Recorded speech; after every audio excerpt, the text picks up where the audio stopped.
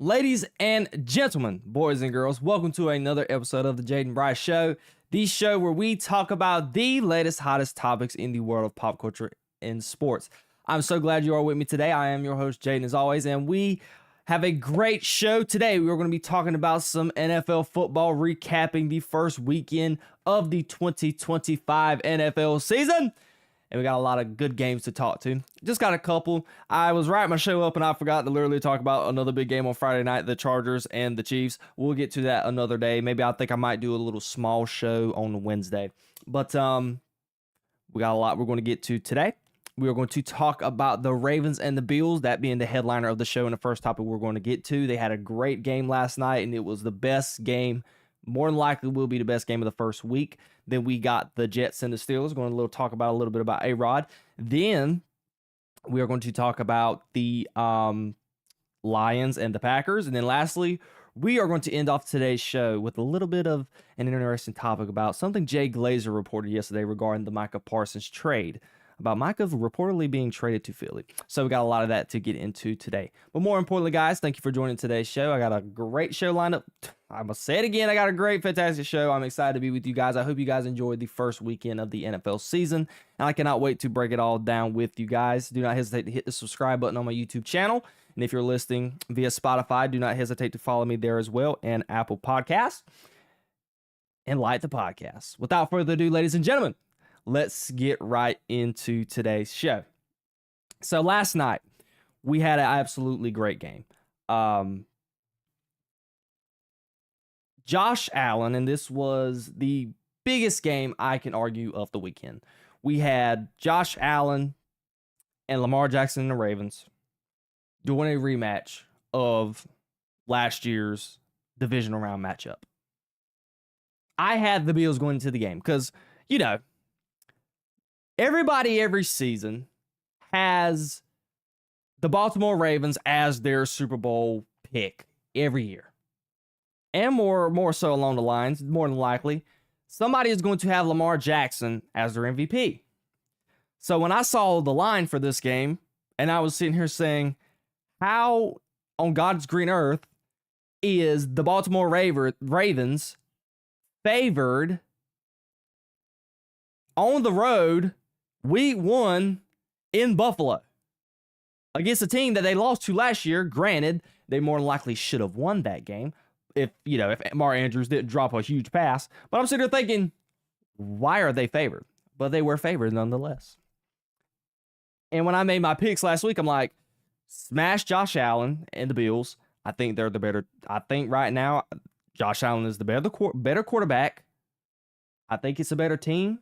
And they're at home. And I knew this was going to be a close one, and we got the result that we had. Now, let's just talk about this game.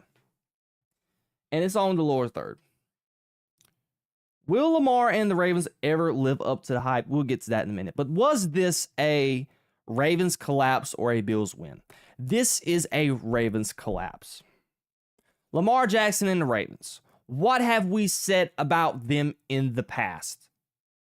They do not have what it takes to close games when they need to close games. I know this might be a harsh analogy to make, but you could arguably call them the Dallas Cowboys of the AFC.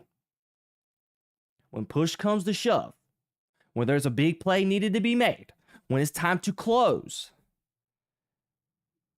Lamar Jackson, the Ravens, and John Harbaugh have not been able to do that. It is either being with some type of situational play calling by John Harbaugh, bad decision making by John Harbaugh, Lamar Jackson playing it safe, not being aggressive, or some way somehow defense can't stop nobody. And this was the case in this game. The Baltimore Ravens.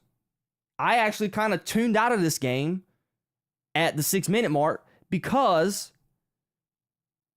the Bills were down 15 with 6 minutes left in the game. 15 points in 6 minutes. One can surmise that is a huge deficit to come back from in 6 minutes. Just one offensive possession, just running the ball and getting one first down can chunk easily 3.5 to 4 minutes off the clock. So it is like mathematically impossible for the Bills to come back in any form or fashion.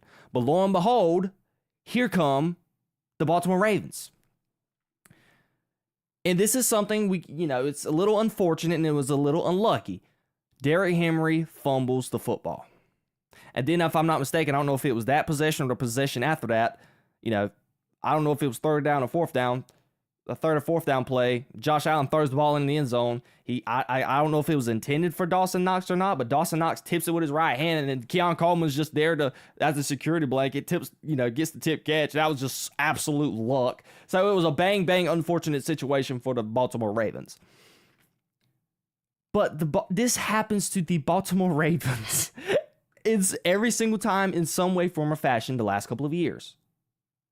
What was it 2 years ago when the Baltimore Ravens went up with the Kansas City Chiefs?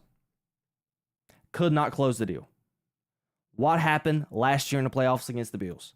Could not close the deal. What happened this game? They cannot close the deal. Lamar Jackson is super talented. He's great. But for some reason, he never is able to get the job done in a big game. He just cannot do it. I hope he can do it one day. He should be able to one day. But last night wasn't worth the case. But let's just get to the game overall.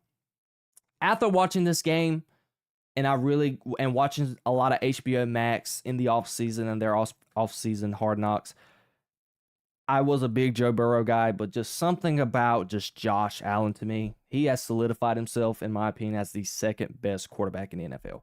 He is super hard not to like. He's really gotten over the roller coaster side of him, where it's one game he's sensational, in another game he's absolutely putrid. He could throw three. He can do what he did last night, account for 4 touchdowns, and in the next game he can account for 0 touchdowns and turn the ball over 2 or 3 times. That was the Josh Allen experience like 3 or 4 years ago, maybe even 2. But these last couple of years, he's really dialed in, and he took care of the football. He didn't have the best day throwing the football. He let a couple of balls get away from him, but it was, first game, getting more comfortable. But when it's running the ball, commanding the offense, and making a comeback, Josh Allen is just that guy. I mean, he threw the ball sensationally well. He was 33 for 46, 394 yards, 2 touchdowns, and 0 interceptions. And he accounted for 2 touchdowns on the ground. This is the Josh Allen that has the potential to win a Super Bowl. This is the Josh Allen who, time and time again, in every single Patrick Mahomes matchup he has had in the playoffs, he has showed up, and he has not been the reason why the Bills lose. Unlike Lamar Jackson, when Lamar Jackson has that big playoff matchup, he is the reason why the Ravens lose. Now, last night, Lamar Jackson was not the reason why the Ravens lose. It was a multitude of team, Derrick Henry fumbling the ball, and John Harbaugh, 4th and 2. Josh Allen has been dialed in the second half. Josh Allen himself, I think he threw for like 269 yards in the second half. You're up 2. It's 4th down and 2. You're on your own side of the end zone. Granted, it's kind of risky. You're on your own side of the field. I think they were on their own 39. 4th and 2. If you don't get it, Josh Allen and them automatically get a field goal. They win. So granted, you kind of wanted to trust your defense, but yet Josh Allen was carving them anyways. But you have Derrick Henry and you have Lamar Jackson. We saw what Lamar Jackson was doing to the defense of the Buffalo Bills all night. He was getting whatever he wanted to get. And I know y'all remember the play. Like they had him sacked. He traveled back lost 17 yards. He backed up 17 yards from the line of scrimmage, scrambling around. And he ended up gaining like a 20-yard play. That was how Lamar Jackson was playing all game. I think Lamar Jackson, what did he have rushing? He was 6. He carried the ball 6 times, ran for 70 yards. He averaged 11.7 yards per carry, and he had a touchdown. Lamar was doing whatever he wanted in the run game. I mean, the Ravens themselves, for the most part, were doing whatever they wanted to in the run game. So it's 4th and 2. Why not try and take that risk? You have your star players. Star players make star plays. What out of your defense, what have they did all night that game to make you sit there and believe, with that quarterback over there, who I think is the second best quarterback in the league, who just won an MVP, what made you think that you saw from them at that point made you think that they were going to stop Josh Allen from getting a field goal? Nothing. Because Josh Allen did what we thought Josh Allen was going to do.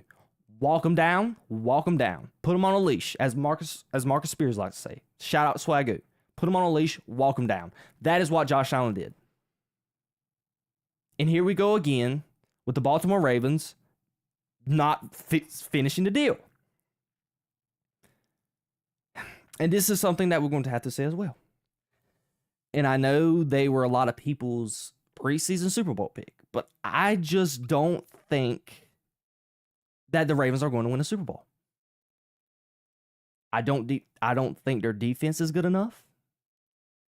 I am not happy with what I saw from them defensively yesterday. They let Josh Allen throw for 400 yards and account for 4 touchdowns. That's not good enough. Offensively, getting away from their game plan when time gets tough. You had so much success running the football. Why get away from that in crunch time? Why? Just because Derrick Henry fumbled? It doesn't matter.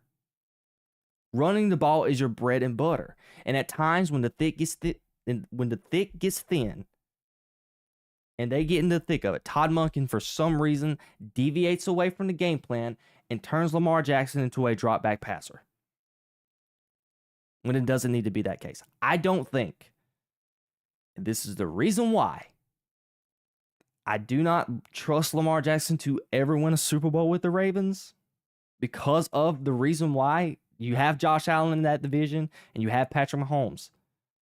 The way Jim Harbaugh and the Chargers look, I have more faith, even though, you could argue Justin Herbert hasn't shown you a reason why to believe in him, because he played as well as he did last year, and in the one playoff game he had under Jim Harbaugh, he threw for more interceptions than he had all year.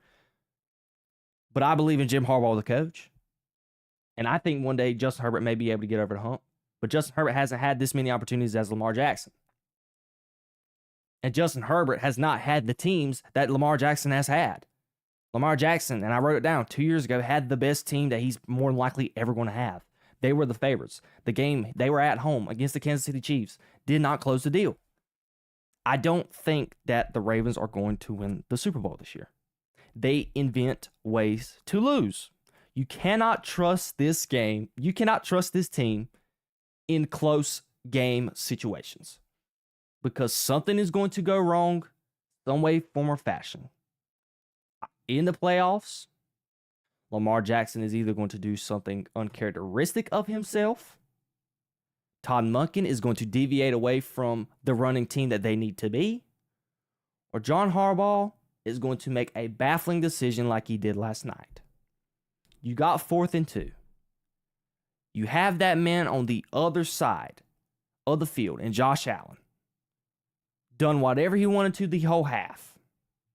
Got his team back when it felt like the game was lost. I felt like the game was lost. I thought the Bills were cooked. But then that guy, even though the defense made a good strip fumble from Derrick Henry, but at the same time, that guy has to go seal the deal in Josh Allen, and he sealed the deal, and he was fixing to get ready and complete his mission if you were going to give him the ball back. And you did exactly what Josh Allen wanted you to do. You gave him the ball back. When you had that 4th and 2, you have Derrick Henry. You were able to run the ball down their throat all game. Derrick Henry averaged 9.4 yards a rush. He rushed for 170 yards last night. As much as I love Ed Oliver, Matt Milano, I promise you, you ran some type of trick play with Lamar Jackson, some type of read option with Derrick Henry, you're getting 2 yards. The way they were running the ball last night. At will.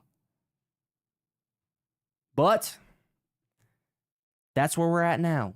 A baffling, questionable decision that happened in a regular season game that had playoff type atmospheric expectations to it and playoff type situations, and we saw what both teams did. Josh Allen triumphed, and Lamar Jackson and the Ravens, even though it wasn't Lamar's fault, Lamar Jackson and the Ravens falter. Now, I have some questions. I have some questions with the Bills. I was not pleased with what I saw by their defense. Each time Lamar Jackson dropped back to pass, it felt like Zay Flowers was open. Every time I turn around, Zay Flowers was catching a pass and going 50 yards. They gave up too many big plays yesterday. And if they are going to want to compete for this AFC, in which I'm fixing to discuss that just for a little bit. But if they are wanting to contend for a Super Bowl, they are going to have to crack down on those big plays because you are going to be playing against some elite quarterbacks in this conference and whoever you will eventually could face in the Super Bowl if you make it there. So that is something that was concerning with the defense, specifically on the back end. I think Ed Oliver made a couple plays in the backfield. He obviously was a contributor to the strip fumble. Linebackers are pretty good as well. It's just that back end, for some reason, they just could not cover. They could not cover. And the Ravens offensively from the stat line, like they were just phenomenal. They only lost just because they fumbled the ball. So that is something that concerns me with the Bills. And I know this had a lot to do about the Ravens, but the quick thing with the Bills, I trust in the Bills' offense. Okay. The Bills, they were silently my Super Bowl pick this year just because I believe in Josh Allen. I do.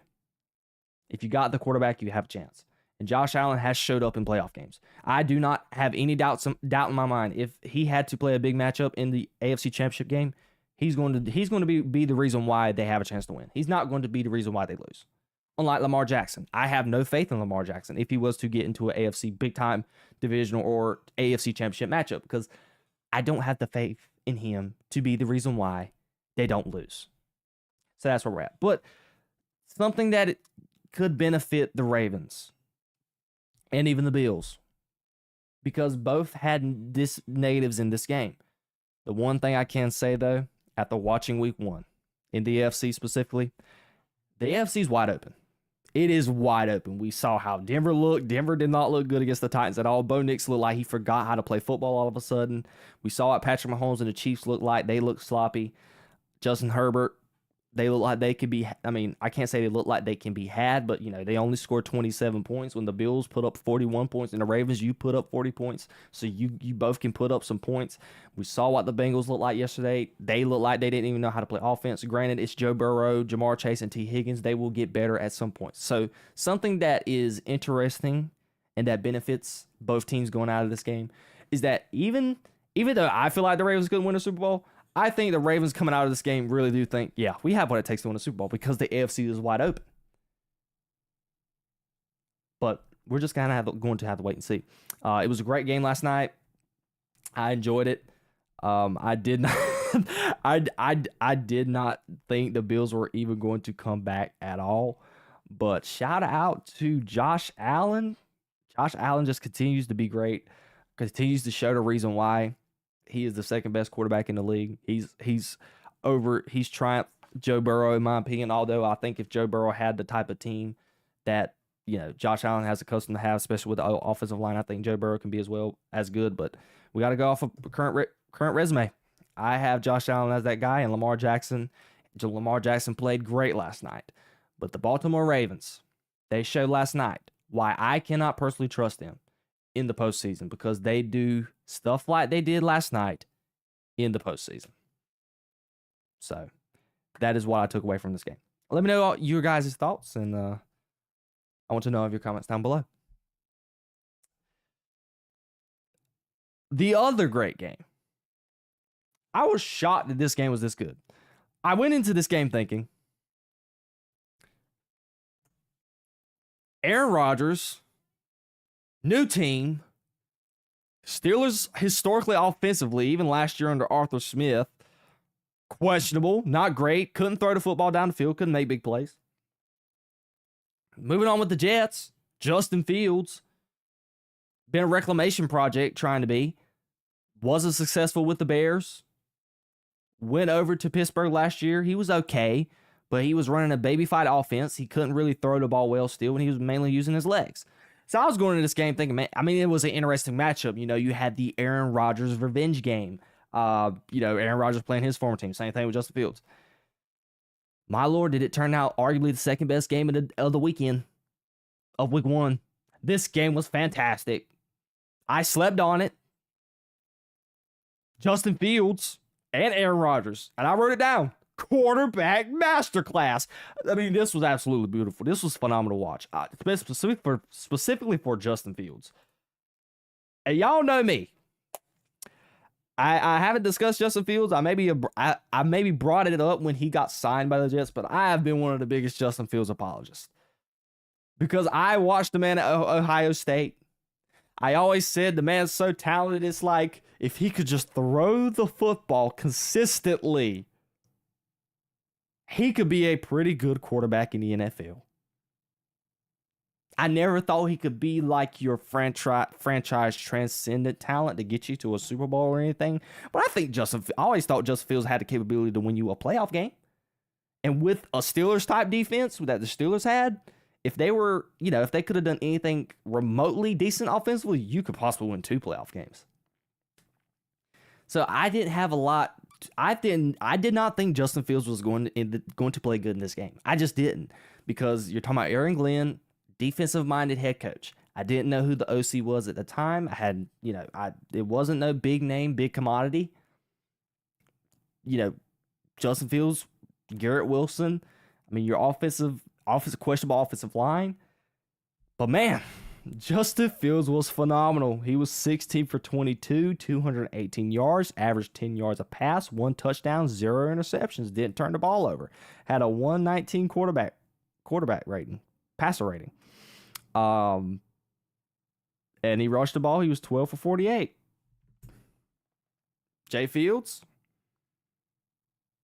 he was phenomenal. Now, I don't know if this had to do with some external circumstances for him, both him and Aaron Rodgers. And we'll talk about Aaron Rodgers here. Aaron Rodgers was 22 for 30, 244 yards, 4 touchdowns, 0. It looked like vintage Aaron Rodgers. But I don't know if these performances were based off of just the external circumstances surrounding the game, with the whole, Aaron Rodgers trying to get revenge on the Jets front office. Aaron Glenn pretty much said it to his face. We don't want you anymore. You're pretty much washed. And the same thing with Justin Fields and the Pittsburgh Steelers. The Pittsburgh Steelers didn't want him back or Russell Wilson back, because they're like, hey, we can find something better. You weren't that good enough. And they both came out there and balled for their respective teams. Now, let's just talk about from the Jets. The Jets' offense looked like the best it's looked in decades.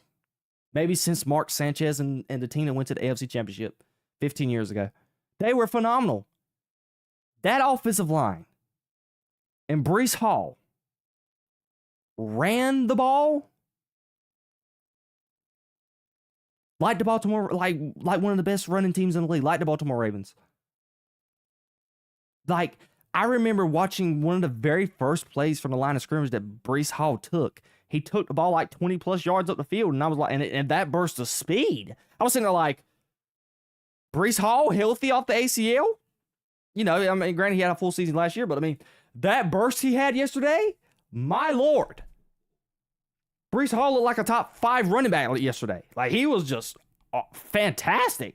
Breece Hall was 19 carries, 107 yards, 5.6 yards per carry. He didn't get a touchdown because Justin Fields did all the touchdowns for the rushing touchdowns. But that offensive line and the way they ran the ball, they accounted for 182 yards rushing. That offense yesterday.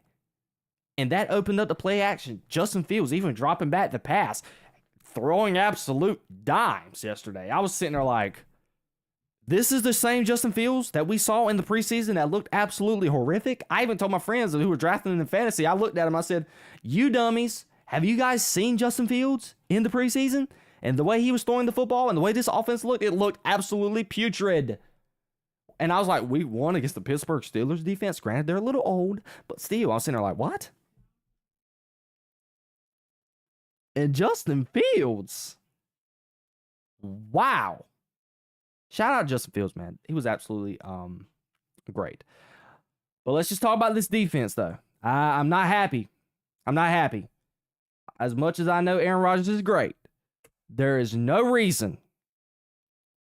I believe that Aaron Rodgers should have did what he done yesterday from a defensive point of view. We have said the last couple of years, ever since you got Quentin Williams and all these great pieces, Sauce Gardner and all of them on that defense, We always said they were always a quarterback away, a good offensive performance away, a good competent offense away. You got to see a competent offense. They scored 32 points. Great, fantastic offensive play all around. Took care of the football. And yet you finally get that, and yet we're just going to flip the script and act like we don't know how to play defense no more. Come on, Jets. And I know they were a defense led by Robert Saleh at the time, but most of the guys are still there. Sauce Gardner. I don't know if what are we doing? DK, he had 4 catches for 83 yards. Average 20 yards a catch. That can't happen. Calvin Austin. I mean, they never even came into the game with a wide receiver too, but this guy, 4 catches for 70 yards. Like, this cannot happen. Granted, they were able to stop the run, but they got out there and made Aaron Rodgers look like vintage Aaron Rodgers from 15 years ago when he won the Super Bowl. And 6-7 years ago when he won the MVP, back-to-back seasons. So I have a gripe to pick with the defense because they gave up way too many big plays. Every time I turn around, Aaron Rodgers was play faking and throwing a 30-yard ball down the field. That is something that I was very disappointed in, specifically from the Jets' point of view. The Jets should be very disappointed, specifically with Aaron Glenn and how he done what he did back in Detroit. He got the head coaching job, defensive-minded head coach. You did not expect this to happen. You did not expect that to happen. So the Jets, I don't believe in more. I don't believe in more victories. I gave the Cowboys one last week because I was like, hey, my expectations were already low. But if I'm a Jets fan, I'm actually pretty pleased with what I saw. And I'm looking forward to what they do against the Bills in next week's matchup. So that'll be a good one to watch. But let's move on to the Pittsburgh Steelers. This was a shocking performance for me all around because I was shocked the offense looked as good as they did. And I was shocked that the defense played as bad as they did. But let's just talk about from the offensive point of view. Aaron Rodgers looked like vintage Aaron Rodgers. We'll reiterate that again. He moved in the pocket very well. I think the very first snap that he took, he got sacked on, and I was sitting there thinking like, oh, yep, this ain't going to be a good performance. But Aaron Rodgers shook back and done what he done. But something that they're going to have to be able to do though, because at Aaron Rodgers' age, long season. Are you going to be able to count on him to be able to drop back and pass like he did, even though he only threw like 30 passes? But against a very, very elite defense, when you get later on into the season, trying to make a playoff push, teams study film, they're prepared. Are you going to account for Aaron Rodgers to dice you up like that to win ball games? They have to get that run game going.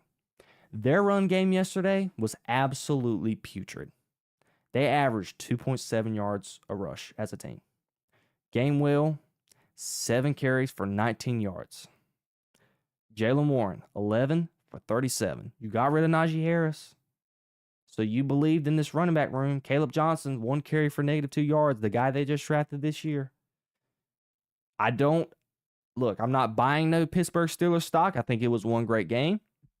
I do not think they're going to win. They can contend for the NFC. What are they? The NFC North. They can contend for no, they're not the NFC North. Who are they? They're the NFC.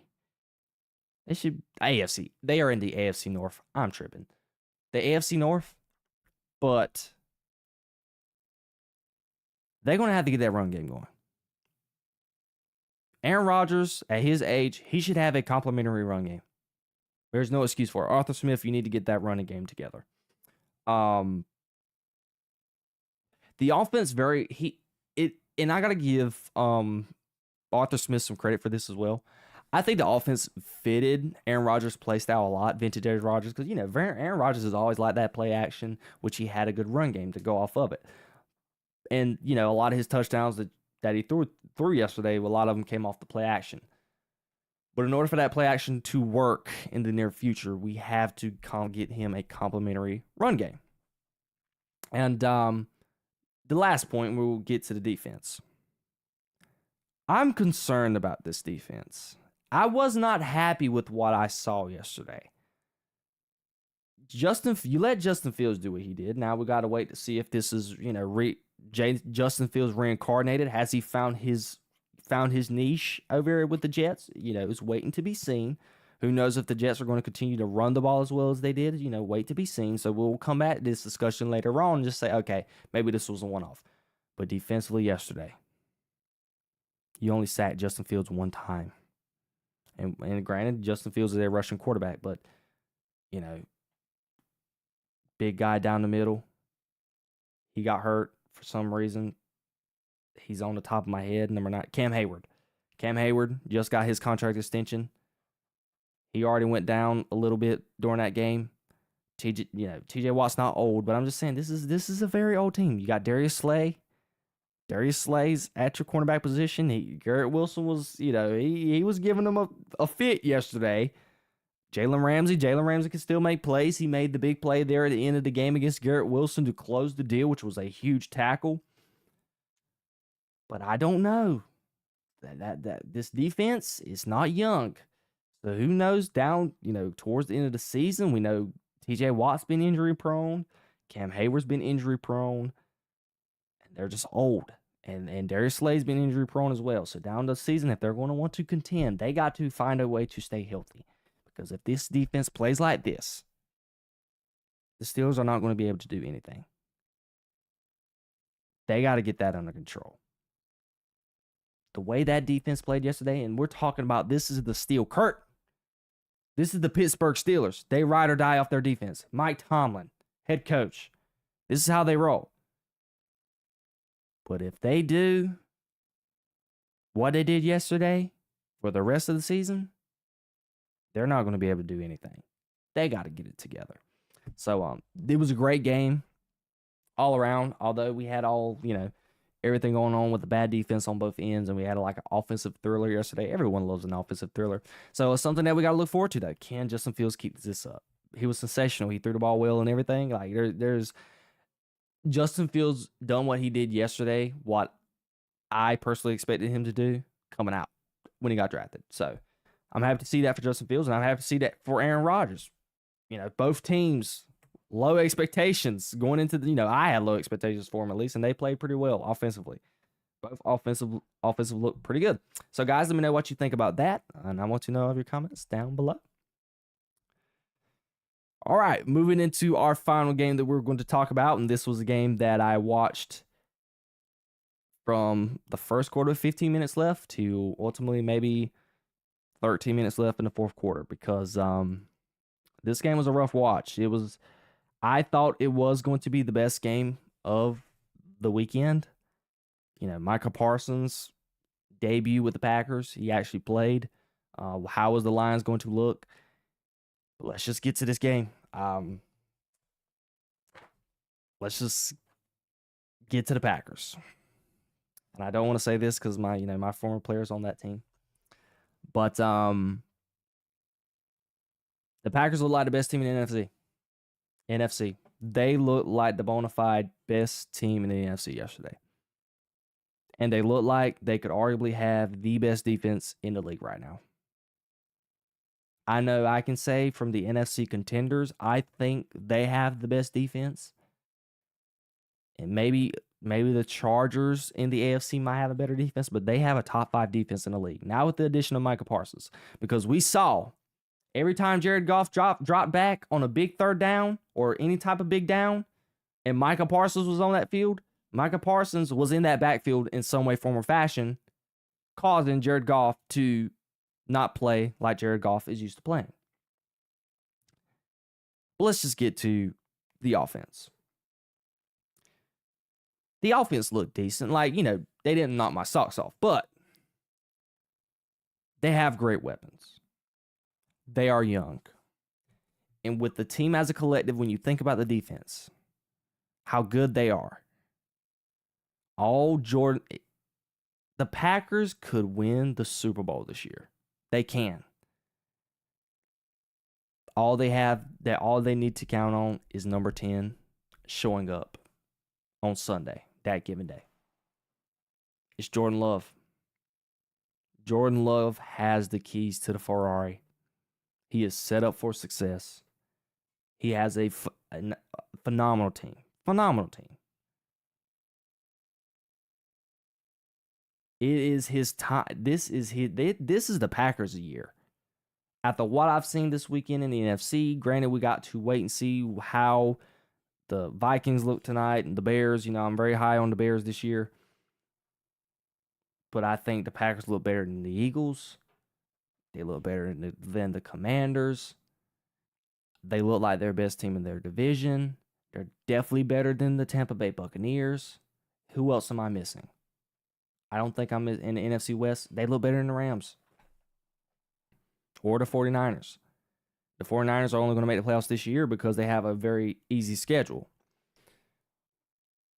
But the door is wide open for them. I think when they play Philly, because they're going to play Philly, if that Philadelphia team that showed up on Thursday night plays this Packers team that played yesterday, I think the Packers are going to wipe the floor with them because they're young. They have Micah Parsons. They have pass rushers. They are fast. They're not going to allow what Dallas did with Jalen Hurts, allow him to run the ball the way he did. They're going to make Jalen Hurts drop back and throw that ball. So the Philadelphia Eagles better figure it out with their offense regarding how they only had 7 targets with their wide receivers the whole game. So they got to get that together. But the way this team played yesterday, they are easily the best team in the NFC. They are a top 3 team in the NFL right now, in my opinion. The sky is the limit for this team. The sky is the limit for the offense. The offense was not cracking on all cylinders yesterday. They did not run the ball very well. Josh Jacobs, 19 carries for 66 yards, only averaged 3.5 yards per rush. They only averaged 3.1 yards per rush as a team. But offensively throwing the ball, Jordan Love was 16 for 22, 188 yards, 2 touchdowns, 0 interceptions. As a collective, wide receiver core, they averaged 11.8 yards per reception. That is something specifically with the run game is something I think the Packers are going to be able to fix because they have a good offensive line. Not great. They have a good offensive line, and they have Josh Jacobs running the ball. So, and plus, they had a lot of success running the ball last year. So I think is something that the Packers can get better at. And let's just get to the Micah Parsons part of it. When the Packers were literally a piece away, Micah Parsons was that piece. Every time Micah Parsons was on the field, he made some type of big play.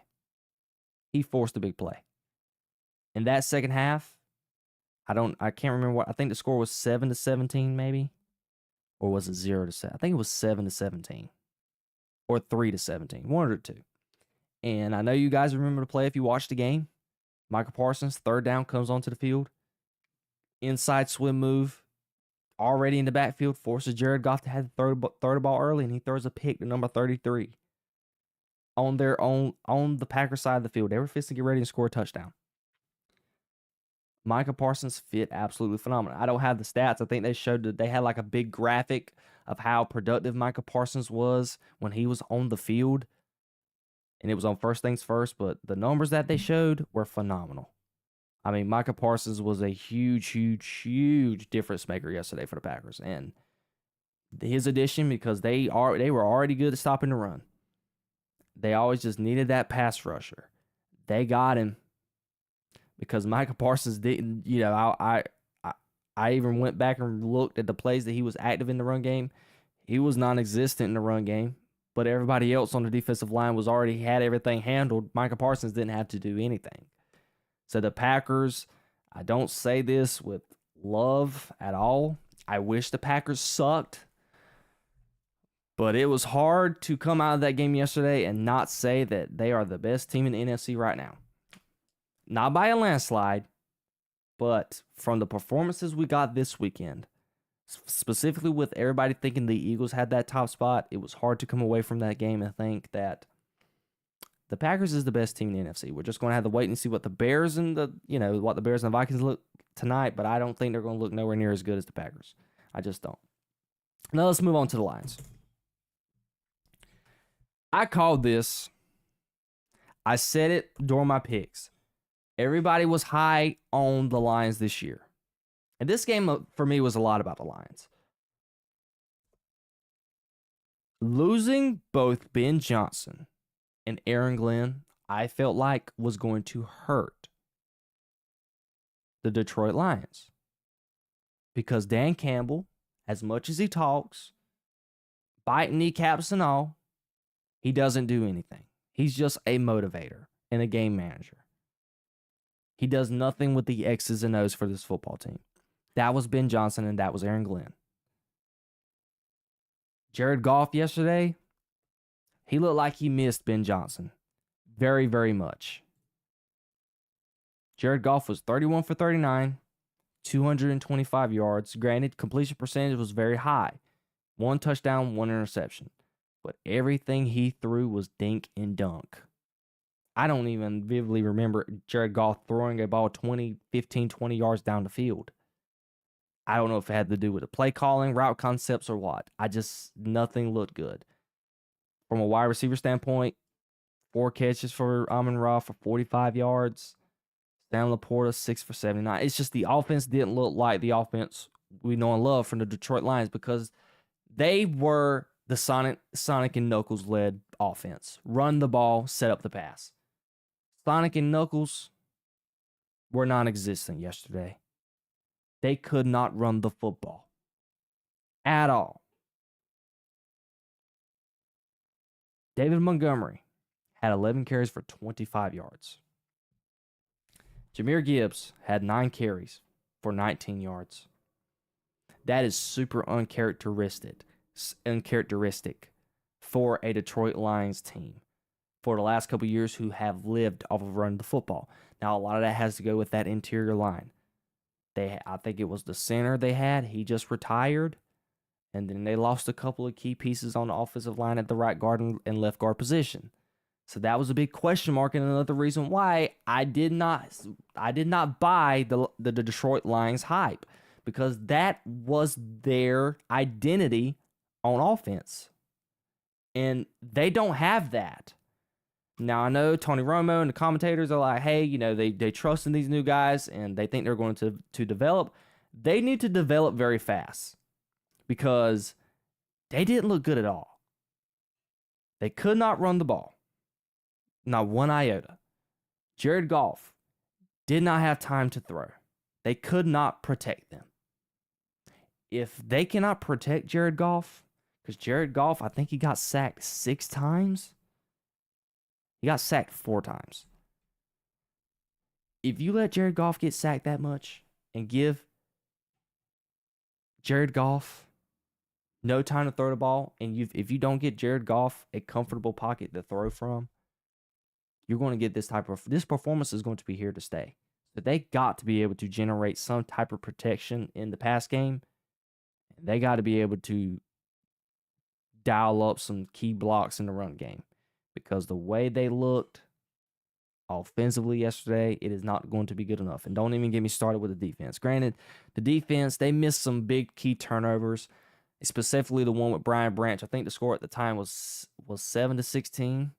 And Brian Branch, got pressure on Jordan Love. Jordan Love scrambles out.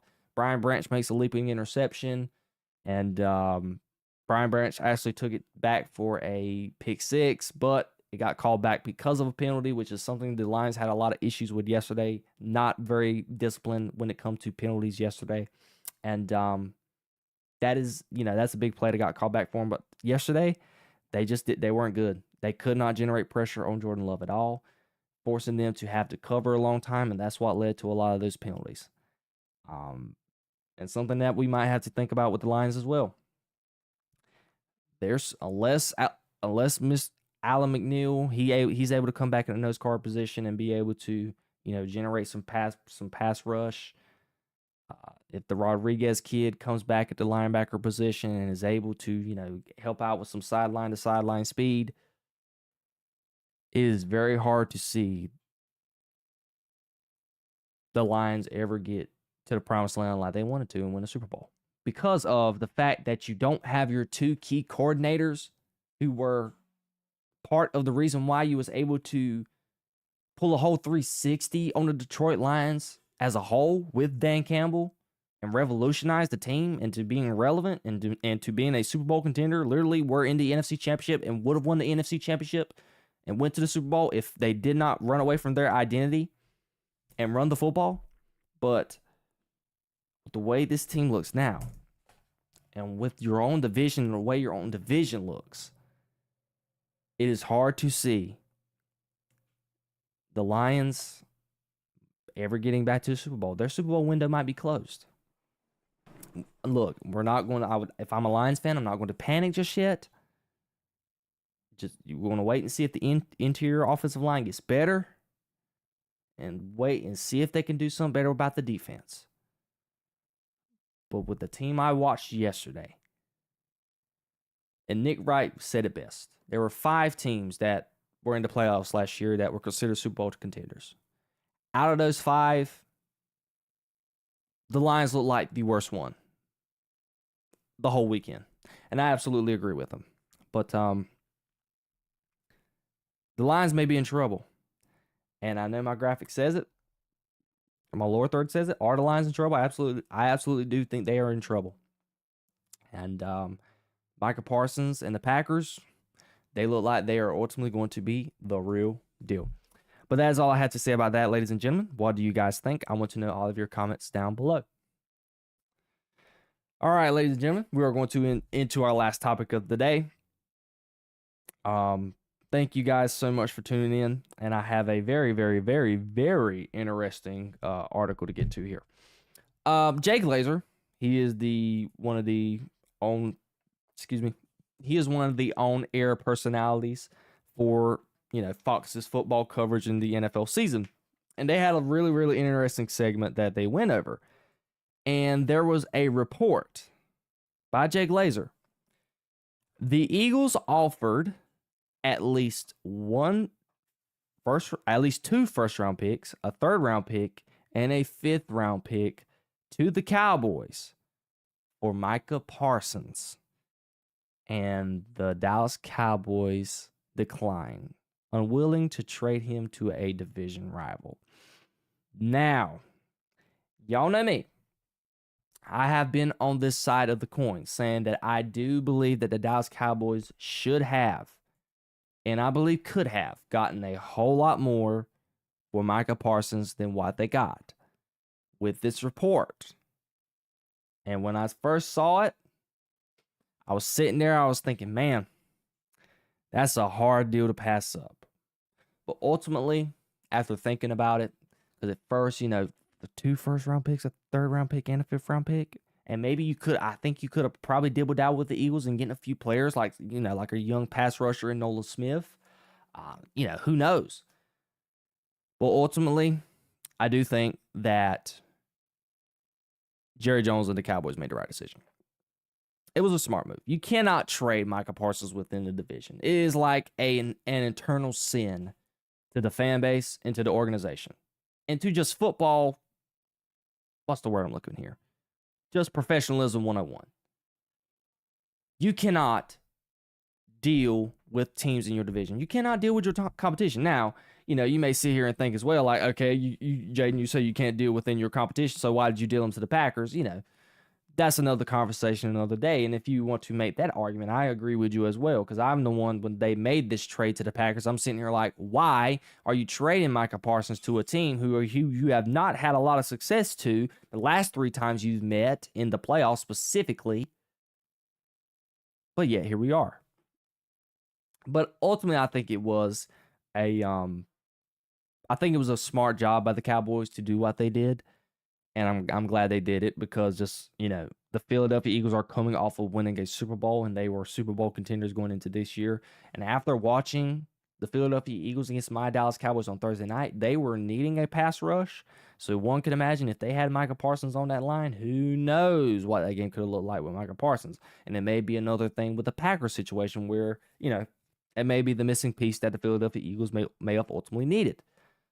But got to give credit to Jerry Jones. He didn't take the bait, because Jerry Jones. Historically, Dallas has not made a lot of smart decisions when it comes to trading players.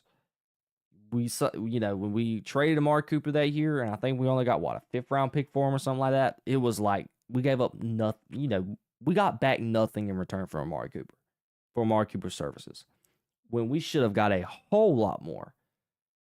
So I'm glad to see that Jerry Jones wasn't able to get hoodwinked, because this was a classic Philly move. Aggressive Howie Roseman. Howie Roseman is going to try and get the best players on his team to go play for the Philadelphia Eagles, which is something I wish we could have up in Dallas. But he did that, so he did something that, he already knew this was probably going to be a no, but he gave it a try anyways. He went, got on the phone with Jerry Jones, and made an offer to him. It was like, hey, we'll give you 2 firsts, a third, and a 5th from Micah Parsons. And he said no. But ultimately, when I got this news and I heard it, and I'm sitting here like, okay, I still believe that the Cowboys could have got more for Micah Parsons than what they got. Maybe 2 firsts, Kenny Clark, and maybe 1 or 2 late round picks. I think they could have got 1 or 2 late round picks in addition to Kenny Clark from the Green Bay Packers. I think as well, after watching the Green Bay Packers, they got a lot of young talent on that defense. Quay Walker, I would have probably traded for him. Luke Van Ness, I could have probably got him too. Extra help on the defensive end position. Maybe got one of them inside nose tackles that, I think it was number 96. A guy who was flashing on my screen a lot yesterday in the run game. Maybe could have got him as well, along with, it's hard to get that along with Kenny Clark. So let's just cancel out number 96. We got Kenny Clark, so we got him. But let's maybe Quay Walker. Maybe one of those, Luke Van Ness, one of those edge rushers. You could have got him for Micah Parsons, and you would have let him keep Rashad Gary. They weren't going to make that deal without keeping Rashad Gary to begin with, because you're trying to add to your pass rush. It's like addition by subtraction. Okay, you lost Rashad Gary, which was a great pass rusher, but yet you get Micah Parsons, a great pass rusher. So you're not getting a profit here. You're basically just switching guys out. We got to be able to be elite at the pass rush. So we need both guys there. We need both Rashad Gary and we need Micah Parsons. So ultimately, the Packers were never going to do a deal without Rashad Gary. But I have been, again, I believe Dallas could have got more than what they got. Still, you got 2 first-round picks. Cannot argue with that. So you got 4 first-round picks in the next 2 drafts. You could use one of those picks, trade up and get a player who you want. Trade up and get that edge rusher. Trade up and get that linebacker, which we're going to need that linebacker, which is, I'm very questionable, and I do not understand why they never pulled the trigger on getting somebody like Quay Walker off of their hands, because Quay Walker is young and he's explosive, and that's what the Dallas Cowboys are needing, and that's what they are missing. So when this story came out yesterday, I was sitting there like, I'm going to save the Chiefs and the Chargers thing, and I'm going to just pretty much give my 2 cents on this Micah Parsons story, because it is a very interesting story nonetheless. But Micah Parsons excelled yesterday as a Green Bay Packer, and just seeing him do what he did in the pass rush, and the Packers still able to stop the run, it was quite depressing, I can say, because I'm sitting there like, you know what? If Jerry Jones in the front office wasn't as inept as they were at being able to acquire proper talent, go out and get proper talent via trade or free agency at the nose tackle position, we would have never been in the position that we were to have to trade arguably the best player on our team. But we had to do it. So the other team in the Green Bay Packers, who were already good at stopping the run, and they showed it yesterday with Micah Parsons in the lineup. And you saw what they were able to do to that Lions offense. Granted, the Lions offense that had a lot of question marks. New OC, not the same offensive line. But man, if y'all guys looked at that tape yesterday and watched that game, and you saw what Micah Parsons did to Penei Sewell yesterday in his very first rep he had as a Green Bay Packer. Well, a man can dream. A man can dream. But ultimately, the Cowboys made a good decision, I think. Got Kenny Clark. You're not going to find anyone as talented as Micah Parsons. I don't think they are going to be able to refill that position, because Micah Parsons is a generational talent. 52.5 sacks in the 4 years he was there. He was in the same conversation as Reggie White in that front, and then he was having the same type of conversation with being in the same light as Lawrence Taylor and the type of impact he made in the game. So that's the type of player you gave up. But after watching what the Cowboys did on Thursday night, one can surmise positivity. Those the way these upcoming 2 drafts are going to be, and the way these NFL college football guys, they're scouting these players, they do this for a living, and the way they're putting up and they're throwing out these words like this is the best 2 upcoming drafts we've had in years. Granted, they probably say that about every year, who knows, but if these guys say these upcoming drafts are as good as they say they are, the Dallas Cowboys are in good hands with those 4 picks. Take those 4 picks, get you a wide receiver, screw up the O-line, maybe get you the right tackle, because I don't think Terrence Steele is going to maybe 2 more solid years left in him. Get a little more younger at the right tackle position. Get you a linebacker and get you a nose tackle. Get you an edge rusher, maybe even a safety. Caleb Downs. That's the guy on my wish list in next year's draft. Would I love Jerry Jones and them to possibly get their hands on him? I would. But we're just going to have to wait and see. So that's the interesting story that came out. And I'm glad Jerry Jones didn't take the bait. And classic Philly doing classic Philly things. Trying to bamboozle Jerry Jones into making a stupid deal. And making them look superior than the Dallas Cowboys. But Jerry Jones did not take the bait in that front. So I am happy for Jerry Jones that he did not do that. So let me know what you guys thought down below. Did you think that Jerry Jones should have taken the deal by Howie Roseman? I don't think he should have, and I think he made the right deal, even though I still wished he was able to deal Micah Parsons elsewhere than the Green Bay Packers, because you gave away Micah Parsons to a team that you couldn't beat the last couple of years when you needed to beat them. But I digress. We're not going to get that deep into that. I want to know of your comments down below. But ladies and gentlemen, we are exactly an hour in, and that is going to be the end of my show. I timed it up very, very perfectly. 4 topics, 60 minutes. As always, baby. I thank you guys so much for joining me. I hope you enjoyed today's show. Wednesday, I'm hoping to film a show. I'm going to give my 2 cents on the upcoming games. I'm having my picks of the week going into Thursday night. And some more topics here and there that we're going to cook up with maybe some previewing some matchups in week 2 and things of that nature. So be on the lookout for that. And I'm going to get up to date on my repost. I know I'm kind of behind on that as well. So I'll be doing a lot of that this upcoming week as well. But guys, thank you for tuning in. I will see you guys on Wednesday. If you guys enjoyed, do not hesitate to hit the like on the video and the podcast. Check out my podcast on Spotify and Apple Podcasts. And check out my description below to check out all of my YouTube videos pertaining to sports and pop culture.